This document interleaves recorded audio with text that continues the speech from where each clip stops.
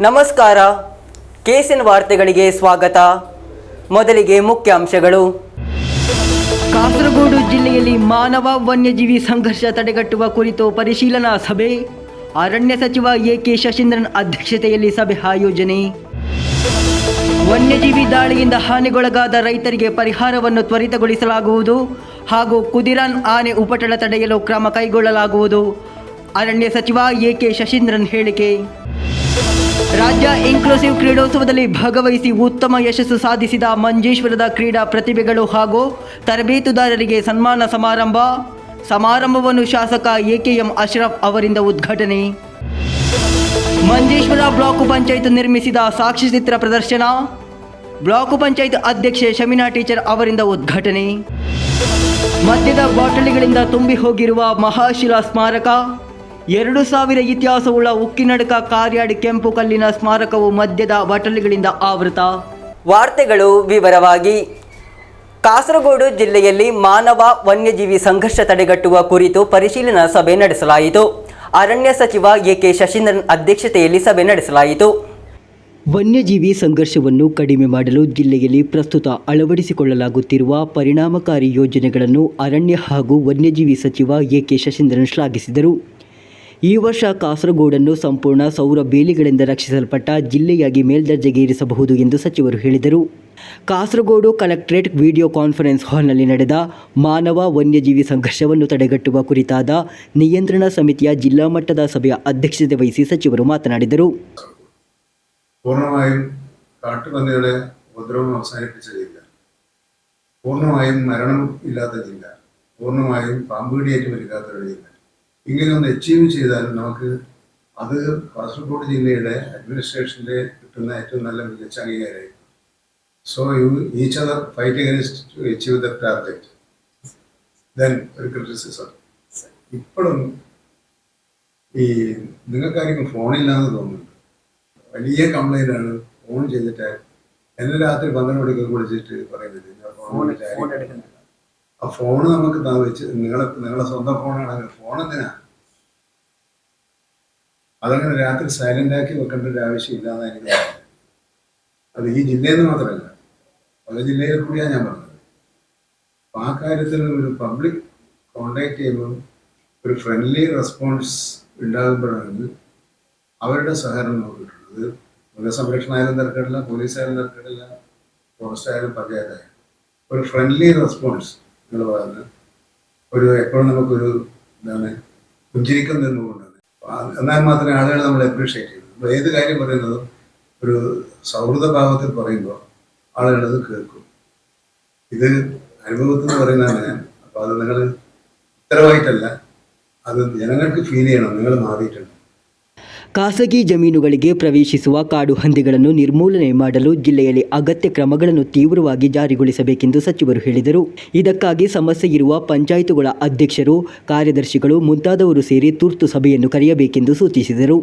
ಜಿಲ್ಲೆಯಲ್ಲಿ ಕಾಡುಗಳ ಮೂಲಕ ಹಾದು ಹೋಗುವ ರಸ್ತೆಗಳಲ್ಲಿ ವನ್ಯಜೀವಿಗಳು ವಾಹನಗಳಿಗೆ ಡಿಕ್ಕಿ ಹೊಡೆಯುವುದರಿಂದ ಹಾಗೂ ಇತರ ಅಪಘಾತಗಳಿಂದ ಉಂಟಾಗುವ ವನ್ಯಜೀವಿ ಅಪಘಾತಗಳನ್ನು ಕಡಿಮೆ ಮಾಡಲು ಸಂಬಂಧಿತ ಇಲಾಖೆಗಳ ಸಹಯೋಗದೊಂದಿಗೆ ಪ್ರಾಯೋಗಿಕ ಕ್ರಮಗಳನ್ನು ತೆಗೆದುಕೊಳ್ಳಬೇಕು. ಮಾನವ ವಾಸಸ್ಥಳಕ್ಕೆ ಪ್ರವೇಶಿಸುವ ಹಾವುಗಳನ್ನು ಸುರಕ್ಷಿತವಾಗಿ ಸೆರೆಹಿಡಿಯಲು ಅಗತ್ಯ ವ್ಯವಸ್ಥೆಗಳನ್ನು ಮಾಡಬೇಕಾಗಿದೆ ಎಂದು ಸಚಿವರು ಹೇಳಿದರು. ಸಭೆಯಲ್ಲಿ ಜಿಲ್ಲಾಧಿಕಾರಿ K. ಇಂಬಶೇಖರ್, ವಿಭಾಗೀಯ ಅರಣ್ಯಾಧಿಕಾರಿ ಜೋಸ್ ಮ್ಯಾಥ್ಯೂ, ಜಿಲ್ಲಾ ಮೃಗ ಸಂರಕ್ಷಣಾಧಿಕಾರಿ ಡಾಕ್ಟರ್ ಬಿಂದು KV, ಸ್ಥಳೀಯ ಸ್ವಸರ್ಕಾರ, ಪೊಲೀಸ್, ಬುಡಕಟ್ಟು ಅಭಿವೃದ್ಧಿ ಹಾಗೂ ಅರಣ್ಯ ಇಲಾಖೆ ಅಧಿಕಾರಿಗಳು ಸೇರಿದಂತೆ ವಿವಿಧ ಇಲಾಖೆಗಳ ಪ್ರತಿನಿಧಿಗಳು ಉಪಸ್ಥಿತರಿದ್ದರು. News bureau, Kasaragod. ವನ್ಯಜೀವಿ ದಾಳಿಯಿಂದ ಹಾನಿಗೊಳಗಾದ ರೈತರಿಗೆ ಪರಿಹಾರವನ್ನು ತ್ವರಿತಗೊಳಿಸಲಾಗುವುದು ಎಂದು ಅರಣ್ಯ ಸಚಿವ AK ಶಶೀಂದ್ರನ್ ಹೇಳಿದರು. കുതിരാൻ ആന ഉപട്ടള തടയಲು ಕ್ರಮ ಕೈಗೊಳ್ಳಲಾಗುವುದು ಎಂದು ಸಚಿವರು ಹೇಳಿದರು. തൃശ്ശൂർ ജില്ലയിൽ കുതിരാനിൽ ഞാൻ അവിടെ പ്രശ്നമുണ്ട് അടിസ്ഥാനത്തിൽ നോക്കി. അപ്പോൾ അവർ തന്നെ പറഞ്ഞു, ഇവിടെ കുതിരാൻ വന്നതോടുകൂടി തുരങ്കപാത വന്നതോടുകൂടി പഴയ പാത പോയി. അപ്പോൾ അവർക്ക് ക്രോസ് ചെയ്യാൻ കഴിയുന്നില്ല. ക്രോസ് ചെയ്യാൻ കഴിയാത്തപ്പോൾ അവർ റോഡിൽ തന്നെ നിന്നിരിക്കുകയാണ്. അപ്പോൾ അങ്ങനെ വേണമെങ്കിൽ എന്ത് വേണം? അവർ പറഞ്ഞു, നേരത്തെ ഈ കുതിരാൻ തുരങ്കത്തിൻ്റെ ഒരു ഭാഗത്ത് ഉള്ള ആനകളെ അല്ലെ വന്യജീവികളെ മുഴുവൻ ഈ റോഡ് ക്രോസ് ചെയ്യാതെ ഇങ്ങോട്ട് പുനരധിവസിപ്പിക്കണം. അപ്പോൾ അത് പുനരധിവസിപ്പിക്കാനുള്ള ഒരു സ്കീം തയ്യാറാക്കാൻ പറഞ്ഞിട്ടുണ്ട്. അങ്ങനെ എല്ലാവരുടെയും സാധിക്കില്ലല്ലോ. അപ്പോൾ റോഡിൻ്റെ മധ്യേ കാടിൻ്റെ നടുവിലൂടെയുള്ള ഈ റോഡുകൾ വേണമെന്ന ആവശ്യത്തോട് ശാസ്ത്രീയമായൊരു സമീപനം നമ്മൾ സ്വീകരിക്കേണ്ടി വരും. അല്ലാതെ നമ്മളിങ്ങനെ വേലി കെട്ടി മാത്രം, കാരണം ഇവിടെ വേലി കെട്ടിയാൽ മറ്റു ഭാഗത്തൂടെ അവർ വരുന്നുണ്ട്. ഇപ്പോൾ കുതിരാൻ പോയതുകൊണ്ടാണ് അവർ ഈ റോഡിൽ നിന്ന് തട്ടം തിരിയുന്നത്, കാരണം അവർക്ക് അപ്പോട്ട് കടക്കാൻ കഴിയുന്നില്ല. പക്ഷേ കുതിരാൻ തുരങ്കം ഉണ്ടാകേണ്ടത് ആരുടെ ആവശ്യമാണ്? രാജ്യത്തിലെ ജനങ്ങളുടെ ആകെ ആവശ്യമാണ്. അപ്പോൾ രാജ്യത്തിലെ ജനങ്ങളുടെ ആവശ്യങ്ങൾ നിർവഹിക്കുന്നതോടൊപ്പം തന്നെ ഇവരുടെ വന്യജീവികളുടെ സഞ്ചാരപഥത്തിന് ദോഷം വരാത്ത ഒരു ശാസ്ത്രീയ മാർഗം സ്വീകരിച്ചാൽ മാത്രമേ ശാശ്വത പരിഹാരമാവുകയുള്ളൂ. മറ്റതൊക്കെ നമുക്ക് താൽക്കാലിക പരിപാടികളാണ്. അപ്പോൾ അത് പരിഹരിക്കണമെങ്കിൽ നമ്മൾ ഉദ്യോഗസ്ഥ തലത്തിൽ മാത്രം കൂടിയാലോചിച്ചെങ്കിലും പരിഹാരം ഉണ്ടായിട്ടില്ല. അപ്പോൾ ഞാനിപ്പോൾ വിചാരിക്കുന്നത് നമ്മുടെ കൃഷി വകുപ്പ് മന്ത്രിയുമായി കൂടി ചർച്ച ചെയ്ത് ഉന്നതതല ഉദ്യോഗസ്ഥ യോഗം ചേർന്ന് എന്താണ് കാലതാമസങ്ങൾ, തന്നെ ഫണ്ടില്ലായ്മയാണോ അല്ല ഉദ്യോഗസ്ഥ അലംഭാവമാണോ എന്ന് പരിശോധിച്ച് ഒരു ത്വരിതഗതിയിലുള്ള തീരുമാനം എടുക്കണം. അപ്പോൾ പക്ഷേ ഇലക്ഷൻ പ്രഖ്യാപിച്ചാൽ അതിന് മുമ്പേ ഒരു കൂടിയാലോചന നടത്തണമെന്നാണ് ಆಗ್ರಹಿക്കുന്നത്. ರಾಜ್ಯ ಇನ್ಕ್ಲೂಸಿವ್ ಕ್ರೀಡೋತ್ಸವದಲ್ಲಿ ಭಾಗವಹಿಸಿ ಉತ್ತಮ ಯಶಸ್ಸು ಗಳಿಸಿದ ಮಂಜೇಶ್ವರದ ಕ್ರೀಡಾ ಪ್ರತಿಭೆಗಳು ಹಾಗೂ ತರಬೇತುದಾರರ ಸನ್ಮಾನ ಸಮಾರಂಭ ನಡೆಯಿತು. ಬಿಆರ್ಸಿ ನೇತೃತ್ವದಲ್ಲಿ ನಡೆದ ಸನ್ಮಾನ ಸಮಾರಂಭವನ್ನು ಶಾಸಕ ಎಕೆಎಂ ಅಶ್ರಫ್ ಉದ್ಘಾಟಿಸಿದರು. ರಾಜ್ಯ ಇನ್ಕ್ಲೂಸಿವ್ ಕ್ರೀಡೋತ್ಸವದಲ್ಲಿ ಭಾಗವಹಿಸಿ ಉತ್ತಮ ಯಶಸ್ಸು ಸಾಧಿಸಿದ ಮಂಜೇಶ್ವರದ ಕ್ರೀಡಾ ಪ್ರತಿಭೆಗಳಿಗೆ ಹಾಗೂ ತರಬೇತುದಾರರಿಗೆ ಸನ್ಮಾನ ಸಮಾರಂಭ ನಡೆಯಿತು. ಬಿಆರ್ಸಿ ನೇತೃತ್ವದಲ್ಲಿ ನಡೆದ ಸನ್ಮಾನ ಸಮಾರಂಭವನ್ನು ಶಾಸಕ ಎಕೆಎಂ ಅಶ್ರಫ್ ಉದ್ಘಾಟಿಸಿದರು.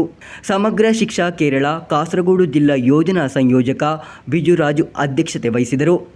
ಮಂಗಲ್ಪಾಡಿ ಪಂಚಾಯತ್ ಅಧ್ಯಕ್ಷೆ ರುಬೀನಾ ನೌಫಲ್, ಶಿಕ್ಷಣ ಸ್ಥಾಯಿ ಸಮಿತಿ ಅಧ್ಯಕ್ಷೆ ಇರ್ಫಾನಾ ಇಕ್ಬಲ್, ಬಿಪಿಸಿ ಸುಮಾದೇವಿ, ವಾರ್ಡ್ ಸದಸ್ಯ ಮಜೀದ್ ಪಚ್ಚಂಬಳ, ಸುಬೈರ್, ಅಬ್ಬಸ್ ಎಂಎ, ಆಸಿಫ್ ಮಣಿಮುಂಡ, ಲತೀಫ್ ಕಜೆ, ಸುಮಯ್ಯ, ರಿಮಾ, ಮುಖ್ಯ ಶಿಕ್ಷಕಿ ಚಿತ್ರಾವತಿ, ಪ್ಯಾಟ್ರಿಕ್ ಮುಂತಾದವರು ಮಾತನಾಡಿದರು. ಮಂಜೇಶ್ವರ ಬಿಆರ್ಸಿ ನೇತೃತ್ವದಲ್ಲಿ ತರಬೇತಿ ಪಡೆದ 14 ವರ್ಷಕ್ಕಿಂತ ಮೇಲ್ಪಟ್ಟ ಮಕ್ಕಳ ಕ್ರಿಕೆಟ್ ತಂಡವು ರಾಜ್ಯ ಮಟ್ಟದಲ್ಲಿ ಚಿನ್ನದ ಪದಕ ಗೆದ್ದಿತ್ತು. ಮಂಜೇಶ್ವರ ಬಿಆರ್ಸಿಯಲ್ಲಿ ವಿಶೇಷ ಶಿಕ್ಷಕಿ ಬಿಂದ್ಯಾ ಹಾಗೂ ತಜ್ಞ ಶಿಕ್ಷಕರಾದ ಮೊಯ್ದು, ರಾಜೇಶ್ ಕ್ರಿಕೆಟ್ ವಿದ್ಯಾರ್ಥಿಗಳಿಗೆ ತರಬೇತಿ ನೀಡಿದರು. ಮಂಜೇಶ್ವರ ಬಿಆರ್ಸಿಯಿಂದ ವಿವಿಧ ವಿಭಾಗಗಳಲ್ಲಾಗಿ 18 ವಿದ್ಯಾರ್ಥಿಗಳು ರಾಜ್ಯ ಕ್ರೀಡಾಕೂಟದಲ್ಲಿ ಭಾಗವಹಿಸಿದ್ದರು. News bureau, Kasaragod. Manjeshwar block panchayat ನಿರ್ಮಿಸಿದ ಸಾಕ್ಷ್ಯಚಿತ್ರವನ್ನು ಪ್ರದರ್ಶಿಸಲಾಯಿತು. ಬ್ಲಾಕ್ ಪಂಚಾಯತ್ ಅಧ್ಯಕ್ಷೆ ಶಮೀನಾ ಟೀಚರ್ ಉದ್ಘಾಟಿಸಿದರು. ಕಾಂಜಂಗಡ್ ಮೂಲದ ಎಂ ಸ್ಕೈಪ್ ಪ್ರೊಡಕ್ಷನ್ ಈ ಸಾಕ್ಷ್ಯಚಿತ್ರವನ್ನು ನಿರ್ಮಿಸಿದೆ. ಮಂಜೇಶ್ವರ ಬ್ಲಾಕ್ ಪಂಚಾಯತ್ನ 5 ವರ್ಷಗಳ ಯೋಜನಾ ಚಟುವಟಿಕೆಗಳನ್ನು ಒಳಗೊಂಡಂತೆ ಸಿದ್ಧಪಡಿಸಲಾದ ಮಹಿಮಯೋಡೆ ಮಂಜೇಶ್ವರಂ ಸಾಕ್ಷ್ಯಚಿತ್ರವನ್ನು ಪ್ರದರ್ಶಿಸಲಾಯಿತು. ಬ್ಲಾಕ್ ಪಂಚಾಯತ್ ಅಧ್ಯಕ್ಷೆ ಶಮೀನಾ ಟೀಚರ್ ಸಮಾರಂಭವನ್ನು ಉದ್ಘಾಟಿಸಿದರು. ಡಾಕ್ಯುಮೆಂಟ್ ಸ್ಕ್ರೀನಿಂಗ್ ಅಂತ ಈ ಲಾಸ್ಟ್ ಹಂತಕ್ಕೆ ನಾವು ಇಲ್ಲಿ ಸೇರಿಕೊಂಡಿದ್ದೇವೆ. ಈ ಕಾರ್ಯಕ್ರಮದ ಅಧ್ಯಕ್ಷರು ಮೊಹಮ್ಮದ್ ಹನೀಫ್,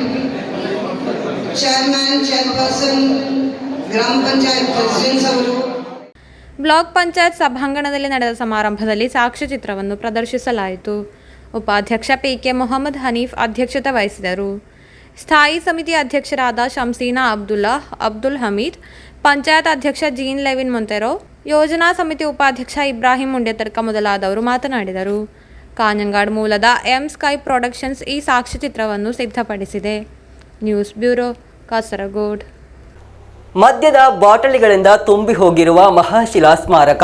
ಉಕ್ಕಿನಡಕ ಕಾರ್ಯಾಡ್ನಲ್ಲಿರುವ 2000 ವರ್ಷಗಳ ಹಿಂದಿನ ಮಹಾಶಿಲಾ ಕಾಲದಲ್ಲಿ ವಾಸಿಸುತ್ತಿದ್ದ ಜನರ ಕಥೆಯನ್ನು ಹೇಳುವ ಕೆಂಪು ಕಲ್ಲಿನ ಸ್ಮಾರಕವು ಮದ್ಯದ ಬಾಟಲಿಗಳಿಂದ ಮುಚ್ಚಲ್ಪಟ್ಟಿದೆ. ಉಕ್ಕಿನಡ್ಕ ಮೆಡಿಕಲ್ ಕಾಲೇಜ್ ಬಳಿಯ ಕಾರ್ಯಾಡ್ನಲ್ಲಿ 2000 ವರ್ಷಗಳ ಹಿಂದೆ ಮಹಾಶಿಲಾ ಕಾಲದಲ್ಲಿ ವಾಸಿಸುತ್ತಿದ್ದ ಜನರ ಕಥೆಯನ್ನು ಹೇಳುವ ಕೆಂಪು ಕಲ್ಲಿನ ಸ್ಮಾರಕವು ಮದ್ಯದ ಬಾಟಲಿಗಳಿಂದ ಮುಚ್ಚಲ್ಪಟ್ಟಿದೆ. 1.5 ಮೀಟರ್ ಆಳದ ಕೆಂಪು ಕಲ್ಲಿನ ಸಮಾಧಿಯ ಮೇಲ್ಭಾಗದವರೆಗೆ 100 ಮದ್ಯದ ಬಾಟಲಿಗಳು ತುಂಬಿ ಹೋಗಿವೆ. ಪ್ರಪಂಚದ ವಿವಿಧ ಭಾಗಗಳಿಂದ ಅನೇಕ ಜನರು ಅಧ್ಯಯನ ಉದ್ದೇಶಗಳಿಗಾಗಿ ಹಾಗೂ ಪ್ರವಾಸೋದ್ಯಮದ ಭಾಗವಾಗಿ ಕೆಂಪು ಕಲ್ಲು ಸ್ಮಾರಕವನ್ನು ಭೇಟಿಯಾಗಲು ಬರುತ್ತಾರೆ.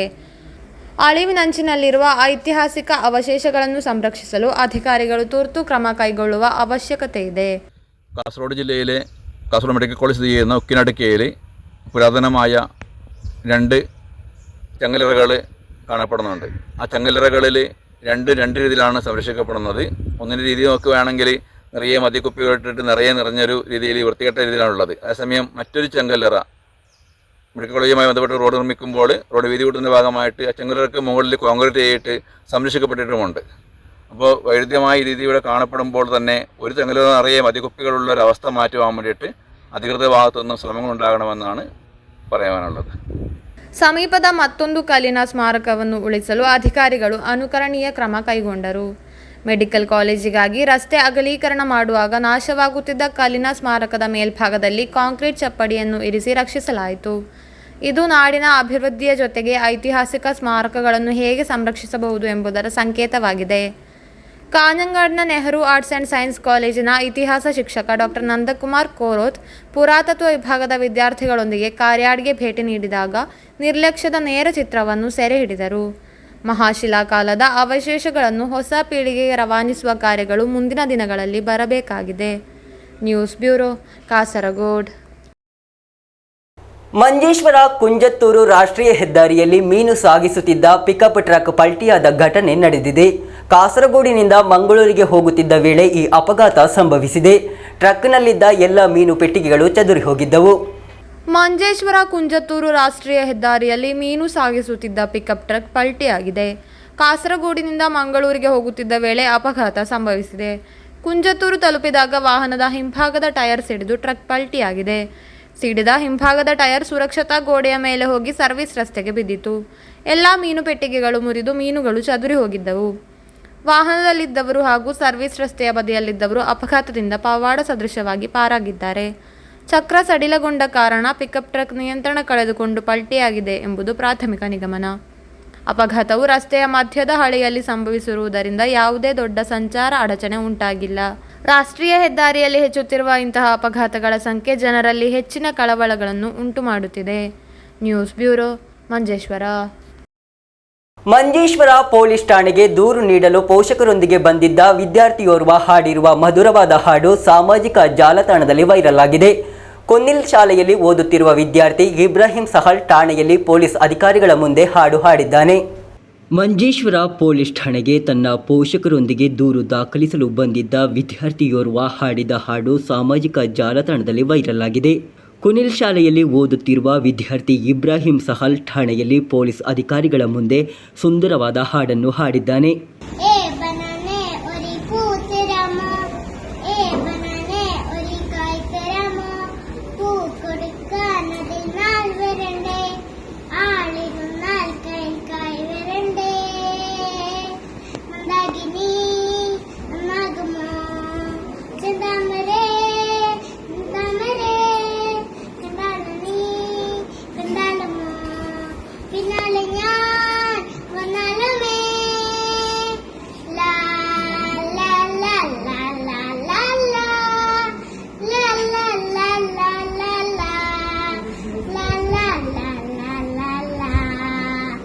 ದೂರಿನ ಬಗ್ಗೆ ಮಾತನಾಡುವಾಗ ಸಹಲ್ ತನ್ನ ಧ್ವನಿಯನ್ನು ಪರೀಕ್ಷಿಸಬೇಕೆಂದು ಕೇಳಿ ಹಾಡು ಹಾಡಲು ಪ್ರಾರಂಭಿಸಿದರು. ಠಾಣೆಯಲ್ಲಿದ್ದ ಅಧಿಕಾರಿಗಳು ತಮ್ಮ ಮೊಬೈಲ್ ಫೋನುಗಳಲ್ಲಿ ಸುಂದರ ಧ್ವನಿಯಲ್ಲಿ ಹಾಡಿದ ಹಾಡಿನ ವಿಡಿಯೋವನ್ನು ರೆಕಾರ್ಡ್ ಮಾಡಿ ಸಾಮಾಜಿಕ ಜಾಲತಾಣದಲ್ಲಿ ಹಂಚಿಕೊಂಡಾಗ ಅದು ನಿಮಿಷದಲ್ಲೇ ಸಾವಿರಾರು ಜನರನ್ನು ತಲುಪಿತು. ಈ ವಿಡಿಯೋ ಈಗ ಎಲ್ಲರ ಹೃದಯಗಳನ್ನು ಗೆಲ್ಲುತ್ತಿವೆ. ಅನೇಕ ಜನರು ಸಾಮಾಜಿಕ ಜಾಲತಾಣಗಳಲ್ಲಿ ಸಹಲ್ ಅವರನ್ನು ಅಭಿನಂದಿಸುತ್ತಿದ್ದಾರೆ. ಹಾಡಿದ ಬಳಿಕ ಸಂತೋಷ ವ್ಯಕ್ತಪಡಿಸಿದ ಸಹಲ್ ಭವಿಷ್ಯದಲ್ಲಿ ಗಾಯಕನಾಗುವ ಆಸೆ ಇದೆ ಎಂದು ಹೇಳಿದರು.